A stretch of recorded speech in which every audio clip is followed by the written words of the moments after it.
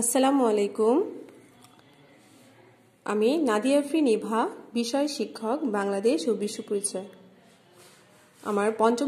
আমার অষ্টম শ্রেণীর প্রিয় শিক্ষার্থীবৃন্দ, তোমাদের সবাইকে রাজধানী আইডিয়াল স্কুল অ্যান্ড কলেজের অনলাইন ক্লাসে স্বাগত জানাচ্ছি।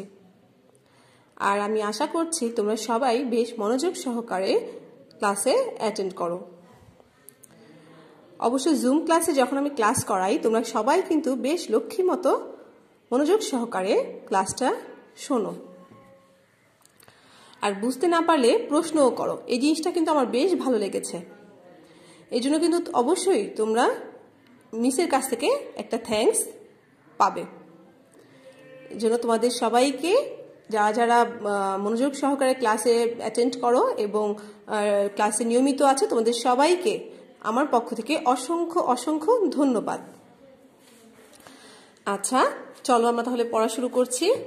আমরা গত ক্লাসে পড়েছিলাম পাঠ 3 আর 4 নিয়ে, আর আজকে আমরা পড়ব পাঠ 5, 6 এবং 7। তো এই পাঠগুলো যে পড়বো আজকে কিন্তু আমাদের ক্লাস নাম্বার 4, মানে আজকে আমাদের লেকচার 4 নাম্বার লেকচার। তোমরা এটা অবশ্যই মনে রাখবে, ধারাবাহিকতা, তাহলে তোমাদের ক্লাসগুলো, রেকর্ডিং ক্লাসগুলো বুঝতে সুবিধা হবে। তাহলে সবাই বই বের করো। অধ্যায় 2 এর পাঠ 6, পৃষ্ঠা নাম্বার 21। এখানে পাঠ 5, পৃষ্ঠা নাম্বার 20 লিখে রাখো। চতুর্থ লেকচার, চতুর্থ। আচ্ছা, পাঠ 5 আজকে আমি তোমাদেরকে পয়েন্ট আকারে বোঝাচ্ছি না, কারণ হচ্ছে এখানে যে বিষয়গুলো আছে সেগুলো পয়েন্ট আকারে বোঝানোর মতো তেমন কিছু নাই। তোমরা মোটামুটি এগুলো খুব সহজ এবং পারবে।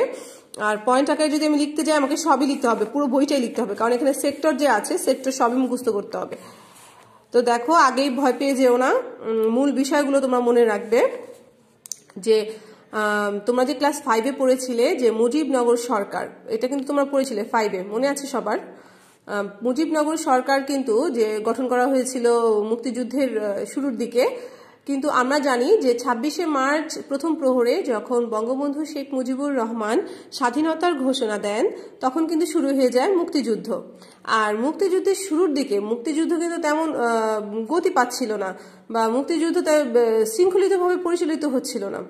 তো এই মুক্তিযুদ্ধকে শৃঙ্খলার সাথে পরিচালনার জন্য বা সুষ্ঠুভাবে পরিচালনার জন্য এবং মুক্তিযুদ্ধের গতি বৃদ্ধি করার জন্য বঙ্গবন্ধু শেখ মুজিবুর রহমানের নেতৃত্বে বা বঙ্গবন্ধু শেখ মুজিবুর রহমানকে রাষ্ট্রপতি করে গঠন করা হয় বাংলাদেশের প্রথম অস্থায়ী সরকার, মুজিবনগর সরকার। এটাকে কিন্তু আবার প্রবাসী বাংলাদেশ সরকারও বলা হয়। আর এটি কিন্তু মুজিবনগর সরকার নামেই বেশি পরিচিত ছিল। দেখো, মুজিবনগর সরকার গঠন হয় 1971 সালের 10ই এপ্রিল। 1971 সালের 10ই এপ্রিল মুজিবনগর সরকার গঠন করা হয়। আর ওই দিনই আনুষ্ঠানিকভাবে স্বাধীনতা ঘোষণাপত্র এবং বঙ্গবন্ধু শেখ মুজিবুর রহমানের 26শে মার্চ ঘোষিত স্বাধীনতার ঘোষণা অনুমোদন করে। তবে মুজিবনগর সরকার শপথ গ্রহণ করে 1971 সালের 17ই এপ্রিল। শপথ বাক্য পাঠ করান অধ্যাপক ইউসুফ আলী। এটা অবশ্যই মনে রাখবে। গঠন করা হয় 10ই এপ্রিল ও শপথ গ্রহণ করে ঠিক তার 7 দিন পরে 17ই এপ্রিল। আর শপথ বাক্য পাঠ করান অধ্যাপক ইউসুফ আলী। আওয়ামী লীগ সভাপতি বঙ্গবন্ধু শেখ মুজিবুর রহমান ছিলেন বাংলাদেশের প্রথম রাষ্ট্রপতি। আন্ডারলাইন করো। সৈয়দ নজরুল ইসলামকে উপরাষ্ট্রপতি অর্থাৎ বঙ্গবন্ধুর অনুপস্থিতিতে যিনি রাষ্ট্রপতির দায়িত্ব পালন করবেন এবং উনি স্বরাষ্ট্র বাহিনীর সর্বাধিনায়ক ছিলেন, তাজউদ্দিন আহমেদকে প্রধানমন্ত্রী নিযুক্ত করা হয়। এছাড়াও আরো 3 জন মন্ত্রী ছিলেন, যেমন অর্থমন্ত্রী এম মনসুর আলী, স্বরাষ্ট্র ত্রাণ ও পুনর্বাসন মন্ত্রী AHM কামারুজ্জামান, পররাষ্ট্র ও আইন মন্ত্রী খন্দকার মোস্তাক আহমেদ। এই গেল মুজিবনগর সরকারের গঠন। আর আরেকটা কথা হচ্ছে, মুজিবনগর সরকার কোথায় গঠন করা হয়েছিল? মুজিবনগর সরকার গঠন করা হয়েছিল মেহেরপুর জেলার বৈদ্যনাথ তলায় আমবাগানে। গণপ্রজাতন্ত্রী বাংলাদেশ সরকার মুজিবনগর সরকারের কার্যক্রম। মুজিবনগর, আবারও বলে দিচ্ছি, মুজিবনগর সরকারকে প্রবাসী বাংলাদেশ সরকারও বলা হয়, মুজিবনগর সরকারকে গণপ্রজাতন্ত্রী বাংলাদেশ সরকারও বলা হয়। এই মুজিবনগর সরকার যে লক্ষ্যে গঠন করা হয়েছিল, অর্থাৎ মুক্তিযুদ্ধকে সুষ্ঠুভাবে পরিচালনার জন্য, সেই লক্ষ্যে এই সরকার তার কার্যক্রমকে দুটি ভাগে ভাগ করে ফেলেছিল। একটি হচ্ছে বেসামরিক কার্যক্রম, একটি হচ্ছে সামরিক কার্যক্রম। আমরা জানি যে প্রত্যেক দেশের শাসন ব্যবস্থাতে আমরা যেটা দেখি যে কিছু মন্ত্রণালয় ও এর অধীনে কিছু দপ্তর থাকে। মুজিবনগর সরকারেরও তা ছিল। আর এগুলো হচ্ছে প্রতিরক্ষা, পররাষ্ট্র, অর্থমন্ত্রী ও বাণিজ্য মন্ত্রণালয়, মন্ত্রিপরিষদ সচিবালয়, সাধারণ প্রশাসন, স্বাস্থ্য ও পরিবার কল্যাণ বিভাগ, ত্রাণ ও পুনর্বাসন বিভাগ, প্রকৌশল বিভাগ, পরিকল্পনা কমিশন, যুব ও অভ্যর্থনা শিবিরের নিয়ন্ত্রণ বোর্ড সংস্থাপন, আঞ্চলিক প্রশাসন, তথ্য ও বেতার স্বরাষ্ট্র, সংসদ বিষয়ক, কৃষি ইত্যাদি। বাংলাদেশকে 11টি প্রশাসনিক অঞ্চলে বিভক্ত করে সংশ্লিষ্ট এলাকার সংসদ সদস্য বা আওয়ামী লীগ নেতাদের অঞ্চলগুলোর দায়িত্ব দেওয়া হয়। অর্থাৎ মুজিবনগর সরকার কি করে, সমগ্র বাংলাদেশকে 11টি সেক্টরে ভাগ করে এবং আওয়ামী লীগের নেতাদেরকে অঞ্চলগুলোর দায়িত্ব দেওয়া হয়। মুক্তিযুদ্ধকালীন জাতীয় ঐক্য প্রতিষ্ঠার লক্ষ্যে প্রধানমন্ত্রী তাজউদ্দিন আহমেদের নেতৃত্বে 8 সদস্য বিশিষ্ট একটি উপদেষ্টা পরিষদ গঠন করা হয়। আওয়ামী লীগ নেতা ছাড়াও এর সদস্য ছিলেন প্রবীণ জননেতা ন্যাশনাল আওয়ামী পার্টি ন্যাপ এর সভাপতি মৌলানা আব্দুল হামিদ খান ভাসানী, কমিউনিস্ট পার্টি প্রধান মনি সিংহ, ন্যাশনাল আওয়ামী পার্টি ন্যাপ এর আরেক অংশের সভাপতি মুজাফর আহমদ ও কংগ্রেস নেতা মনোরঞ্জন ধর। এছাড়া ঢাকা বিশ্ববিদ্যালয়ের প্রফেসর ডক্টর মুজাফর আহমদ চৌধুরীকে চেয়ারম্যান করে গঠিত হয় মুজিবনগর সরকারের পরিকল্পনা কমিশন। এখান থেকে একটা এমসিকিউ হতে পারে যে মুজিবনগর সরকারের পরিকল্পনা কমিশনের চেয়ারম্যান ছিলেন কে? Professor doctor Muzaffar Ahmad. তিনি কি ছিলেন? ঢাকা বিশ্ববিদ্যালয়ের প্রফেসর ছিলেন। আচ্ছা, এরপর এখানে একটা কাজ আছে, দেখো, গণপ্রজাতন্ত্রী বাংলাদেশ সরকার বা মুজিবনগর সরকারের পরিচয় দাও। এই যে এটাই পরিচয়, গঠন দিবে, তারপর একটু কার্যক্রম আলোচনা করবে বা কাজ আলোচনা করবে। কাজ আর কার্যক্রম দুটি কিন্তু একই অর্থ। আচ্ছা, এবার আমরা পার্ট 6 পড়ব। মুক্তিবাহিনী গঠন ও কার্যক্রম। আচ্ছা, মুক্তিবাহিনী গঠন ও কার্যক্রম। মুক্তিযুদ্ধকে সঠিকভাবে পরিচালনার জন্য বা সুষ্ঠুভাবে পরিচালনার জন্য যে মুজিবনগর সরকার গঠন করা হয়, এরপরে মুজিবনগর সরকার কি করে, গঠন করার পরে তারা এই মুক্তিযুদ্ধকে পরিচালনার জন্য ব্যাপক পরিকল্পনা গ্রহণ করে। আর এই পরিকল্পনার অংশ হিসেবে সর্বপ্রথম তারা মুক্তিবাহিনী গঠন করে। দেখো, আমি পড়ে শোনাচ্ছি। মুজিবনগর সরকার সুষ্ঠু ও পরিকল্পিতভাবে মুক্তিযুদ্ধ পরিচালনার জন্য ব্যাপক পরিকল্পনা গ্রহণ করে। মুক্তিবাহিনীর প্রধান সেনাপতি ছিলেন কর্নেল এম.এ.জি. ওসমানী। এছাড়া চিফ অব স্টাফ ছিলেন কর্নেল আব্দুর রব। ডেপুটি চিফ অব স্টাফ ছিলেন গ্রুপ ক্যাপ্টেন এ.কে. খন্দকার। আচ্ছা, মুজিবনগর মুক্তিবাহিনী কবে গঠন করা হয় এটা লিখে নাও। 1971 সালের 11ই জুলাই। এটা অবশ্যই লিখে নাও। আচ্ছা, এইটা তোমরা লিখে নাও যে মুক্তিবাহিনী কবে গঠন করা হয়। 1971 সালের 11ই জুলাই মুক্তিবাহিনী গঠন করা হয়। আচ্ছা, এই মুক্তিযুদ্ধে 11টি সেক্টর। এবার দেখো, মুক্তিযুদ্ধে 11টি সেক্টর। মুক্তিযুদ্ধের সময় যুদ্ধ পরিচালনার সুবিধার্থে বাংলাদেশকে 11টি সেক্টরে বিভক্ত করে 11 জন সেক্টর কমান্ডার নিযুক্ত করা হয়। আন্ডারলাইন করো। এরপর মুজিবনগর সরকার যেটা করে, সমগ্র বাংলাদেশকে 11টি সেক্টরে বিভক্ত করে যাতে যুদ্ধ সুষ্ঠুভাবে পরিচালনা করা যায় এবং দায়িত্ব ভাগ করে দেওয়া হয়। প্রত্যেক সেক্টর বেশ কয়েকটি সাব সেক্টরে বিভক্ত ছিল। সেক্টরগুলোর পরিচয় নিচে তুলে ধরা হলো। 1 নম্বর সেক্টর, 2 নম্বর সেক্টর। দেখো, তোমরা এখানে দেখতে পাবে যে 1 নম্বর সেক্টরটা কোথায় আছে। 1 নম্বর সেক্টর চট্টগ্রাম, পার্বত্য চট্টগ্রাম ও ফেনী নদী পর্যন্ত এলাকা। 2 নম্বর সেক্টরে আছে নোয়াখালী, আখাউড়া, ভৈরব রেল লাইন পর্যন্ত, কুমিল্লা জেলা, সিলেট জেলার হবিগঞ্জ বর্তমানে জেলা, ঢাকা ও ফরিদপুর জেলার কিছু অংশ। আর 3 নম্বর সেক্টরের এখানে আছে আখাউড়া, ভৈরব রেল লাইন থেকে পূর্ব দিকে কুমিল্লা জেলা, সিলেট, ঢাকা জেলার অংশ বিশেষ ও কেরানীগঞ্জ। এখানে দেখো, আমরা এই জায়গাটাই দেখতে পাচ্ছি, কিন্তু ঢাকা কিন্তু এখানে অবস্থান করে। তো ঢাকার কিছু অংশ গিয়েছে 3 নম্বর সেক্টরে, কিছু এসেছে 2 নম্বর সেক্টরে। এরপর দেখো 4 নম্বর সেক্টর। 4 নম্বর সেক্টরে ছিল সিলেট জেলার পূর্বাঞ্চল খোয়াই শায়েস্তাগঞ্জ রেললাইন ছাড়াও পূর্ব উত্তর দিকে ডাউকি সড়ক পর্যন্ত অঞ্চল। 5 নম্বর সেক্টরে ছিল, 5 নম্বর সেক্টরটা ছোট, 5 নম্বর সেক্টরে ছিল সিলেট জেলার পশ্চিমাঞ্চল সিলেট ডাউকি সড়ক থেকে সুনামগঞ্জ ময়মনসিংহ সড়ক পর্যন্ত এলাকা। 6 নম্বর সেক্টরে ছিল রংপুর জেলা দিনাজপুরের ঠাকুরগাঁও মহকুমা বর্তমানে জেলা হয়েছে। আর 7 নম্বর সেক্টরে ছিল দিনাজপুর জেলার দক্ষিণাঞ্চল রাজশাহী পাবনা ও বগুড়া জেলা। 8 নম্বর সেক্টরে ছিল কুষ্টিয়া যশোর ফরিদপুরের অধিকাংশ এবং খুলনা জেলার দৌলতপুর সাতক্ষীরা সড়ক পর্যন্ত এলাকা। 9 নম্বর সেক্টরে ছিল দৌলতপুর সাতক্ষীরা সড়ক থেকে খুলনা জেলার দক্ষিণাঞ্চল ফরিদপুর জেলার অংশ বিশেষ এবং বরিশাল ও পটুয়াখালী জেলা। এরপর দেখো এখানে 10 নম্বর সেক্টর। এই যে 10 নম্বর সেক্টর, এর কোনো আঞ্চলিক সীমা ছিল না। এখানে থেকে সাধারণত কোনো কমান্ডোরা বিভিন্ন অঞ্চলে গিয়ে বা বিভিন্ন সেক্টরে গিয়ে যুদ্ধ পরিচালনা করে আবার এখানে ফিরে আসতো। দেখো 10 নম্বর সেক্টর। 10 নম্বর সেক্টরের অধীনে ছিল নৌ কমান্ডো, সমুদ্র ও সমুদ্র উপকূলীয় অঞ্চল ও অভ্যন্তরীণ নৌপথ। 11 নম্বর সেক্টর কিশোরগঞ্জ ছাড়া ময়মনসিংহ ও টাঙ্গাইল জেলা। কিশোরগঞ্জ ছাড়া ময়মনসিংহ ও টাঙ্গাইল জেলা, এই যে 11 নম্বর সেক্টর।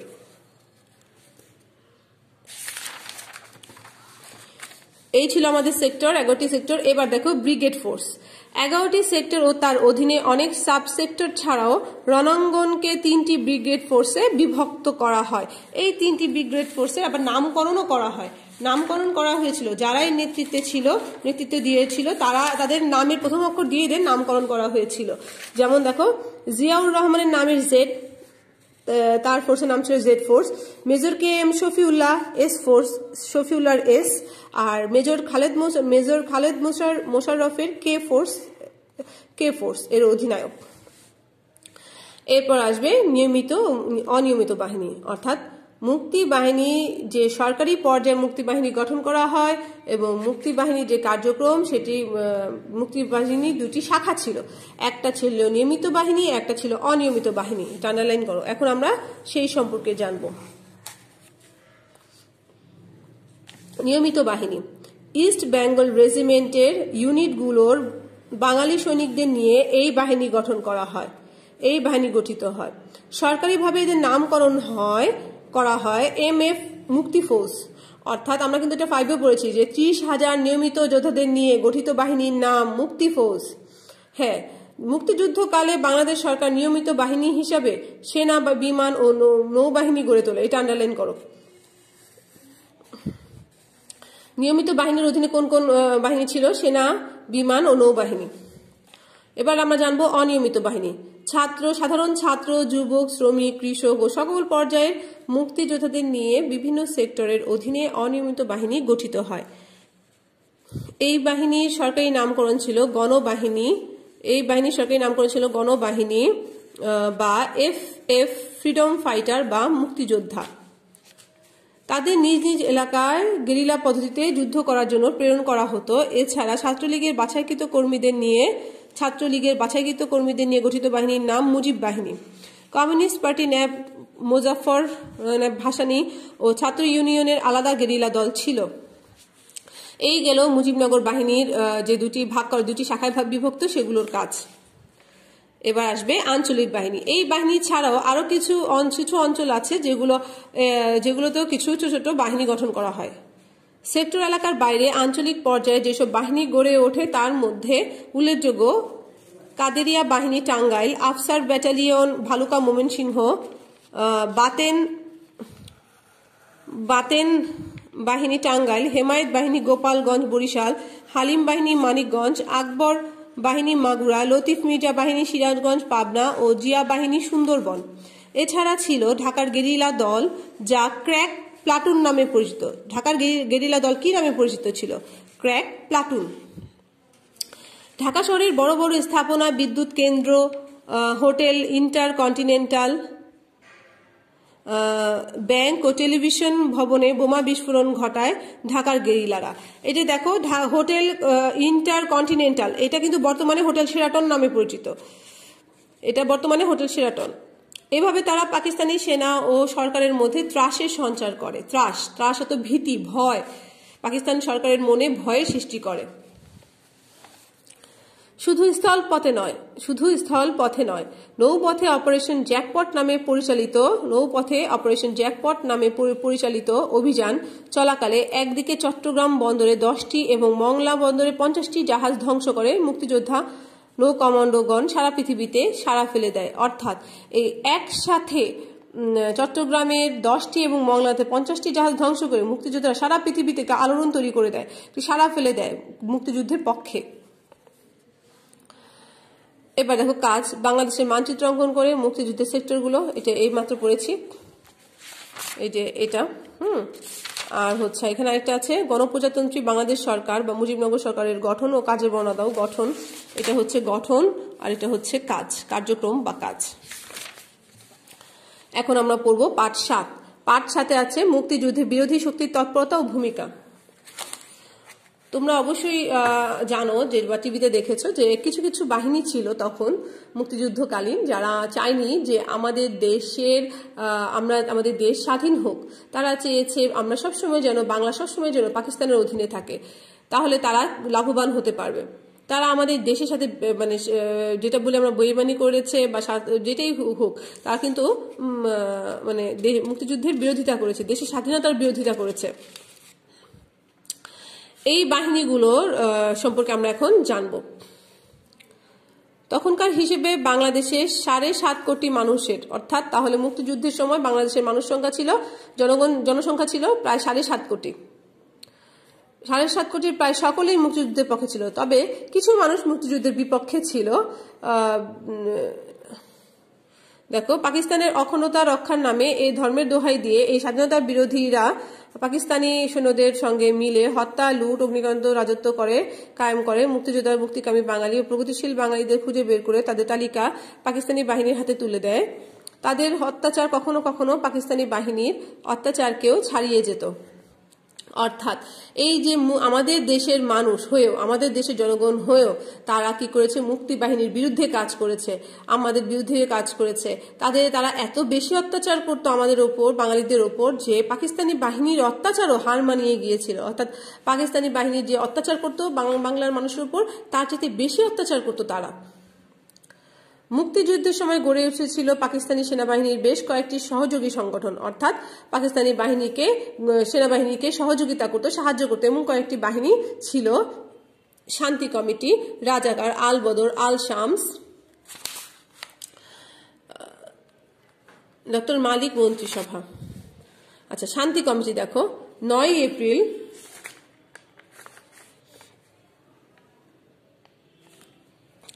9 এপ্রিল গঠিত হয় 140 সদস্য বিশিষ্ট ঢাকা নাগরিক শান্তি কমিটি। এই কমিটির সদস্যদের মধ্যে ছিল মুক্তিযুদ্ধ বিরোধী জামায়াত ইসলামী, নেজামি ইসলামী, পিডিপি ও মুসলিম লীগ নেতারা। মধ্য এপ্রিলে গঠিত কেন্দ্রীয় শান্তি কমিটির কার্যক্রম জেলা, থানা ও এমনকি কোথাও কোথাও ইউনিয়ন ও ওয়ার্ড পর্যন্ত প্রসারিত হয়। মূলত এরাই পাকিস্তানি বাহিনীকে পথ চিনিয়ে প্রত্যন্ত অঞ্চলে নিয়ে যায়। রাজাকার, মুক্তিযুদ্ধের সময় উগ্র ধর্মান্ধ রাজনৈতিক দলগুলোর প্রত্যক্ষ সহায়তা ও তত্ত্বাবধানে রাজাকার বাহিনী গড়ে ওঠে। জামায়াত নেতা মাওলানা AKM ইউসুফ 1971 সালের মে মাসে খুলনায় সর্বপ্রথম রাজাকার বাহিনী গঠন করেন। ধীরে ধীরে অন্যান্য জায়গায়ও রাজাকার বাহিনী গঠিত হয়। এদের বৃহদাংশ ছিল ইসলামী ছাত্র সংঘ ও অন্যান্য উগ্র ধর্মভিত্তিক দলের সদস্য। আল বদর ছিল সাক্ষাৎ জমদূত। অর্থাৎ জমদূত মানে কি বুঝো? জমদূত অর্থ হচ্ছে যে যারা জান কবজ করে, জীবনটা নিয়ে নেয়, তাদের বলা হয় জমদূত। তাহলে আল বদর ছিল এতটাই ভয়ঙ্কর, এতটাই নৃশংস যে তারা মানুষ দেখলেই তাদেরকে ভয় পেয়ে যেত। জামায়াত ইসলামী ছাত্র সংগঠন ইসলামী ছাত্র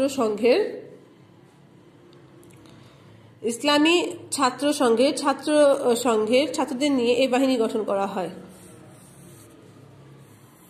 ডিসেম্বর মাসের প্রথম দিকে পাকিস্তানি বাহিনী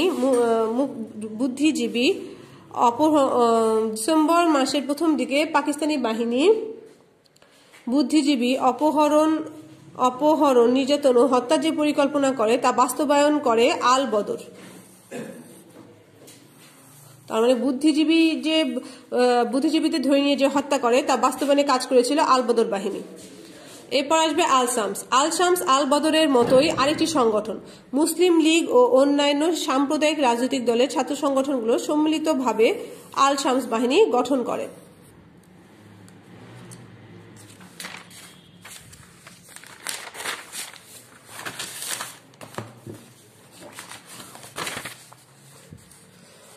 ডাক্তার মালিক মন্ত্রিসভা। পাকিস্তান সরকার বহির্বিশ্বকে বিভ্রান্ত করতে সামরিক গভর্নর জেনারেল চিক্কা খানকে সরিয়ে তার জায়গায় বেসামরিক ব্যক্তি ডক্টর আব্দুল মোতালিব মালিককে গভর্নর নিযুক্ত করে। তার নেতৃত্বে মুক্তিযুদ্ধের বিরোধিতাকারী তথাকথিত বেসামরিক সরকার 17 সেপ্টেম্বর গঠিত হয়। আচ্ছা, পাকিস্তানের মুক্তিযুদ্ধের বিরোধিতাকারী যে বেসামরিক সরকার সেটা গঠন করা হয় 17 সেপ্টেম্বর এবং তার গভর্নর নিযুক্ত হয়েছিলেন ডক্টর আব্দুল মোতালিব। তার নেতৃত্বে ছিলেন ডক্টর আব্দুল মোতালিব মালিক। 10 সদস্য বিশিষ্ট মালিক মন্ত্রিসভা পাকিস্তানি সামরিক জান্তার পক্ষ নিয়ে মুক্তিযুদ্ধের বিপক্ষে অবতীর্ণ হয় এবং বিভিন্ন বক্তৃতা, বিবৃতি ও নির্দেশের মাধ্যমে স্বাধীনতা বিরোধী কর্মকাণ্ড অব্যাহত রাখে। 14 ডিসেম্বর এই সরকার পদত্যাগ করতে বাধ্য হয়। অর্থাৎ এই যে মুক্তিযুদ্ধের বিরোধিতাকারী যে বেসামরিক সরকার পাকিস্তান সরকার গঠন করেছিল সেটা 14 ডিসেম্বর 1971 সালে 14 ডিসেম্বর পদত্যাগ করতে বাধ্য হয়। কাজ দেখো, মুক্তিযুদ্ধের বিরোধিতাকারী বিভিন্ন দল ও সংগঠনের পরিচয় দাও। এই যে সংগঠনগুলো আমরা জানলাম, এই সংগঠন এবং এর ভিতরে এদের কাজ আছে, গঠন আছে, এটাই হবে এর উত্তর। আজকে একটু কয়টা পাঠ পড়লাম আজকে আমরা 3টা পাঠ পড়লাম। আমাদের কিন্তু একটু বেশি বেশি পড়তে হবে, তা না হলে কিন্তু আমরা সিলেবাস শেষ করতে পারবো না। আর সমাজ আজকে বেশি পড়েছি দেখে তোমাদের হয়তো বা ভয় লাগছে যে এত পড়া আমরা কিভাবে পড়বো। ওই যে আমি যেভাবে বুঝিয়ে দিলাম এবং মেইন যে বিষয়গুলো দাগিয়ে দিলাম এগুলো তোমরা ভালো করে পড়বে, এগুলো পড়লেই হবে। আর সেক্টরগুলো মুখস্থ করে ফেলবে। সেক্টর মুখস্থ করার একটি পদ্ধতি আছে, যেমন তুমি আগে অঞ্চলগুলোর নাম দেখবে, কোন অঞ্চল কয়বার আছে, চট্টগ্রাম কয়বার আছে এবং কোথায় কোথায় আছে, ঢাকা কয়বার আছে, এভাবে অঞ্চলগুলোর নাম যদি আলাদা করে এভাবে শেখো তাহলে সহজ হবে। সবাই বই এভাবে দাগিয়ে নিবে, দাগিয়ে পড়বে। পরবর্তী ক্লাসে আমরা বাকি পাঠগুলো নিয়ে আলোচনা করব। ভালো থাকবে সবাই। আল্লাহ হাফেজ। আসসালামু আলাইকুম।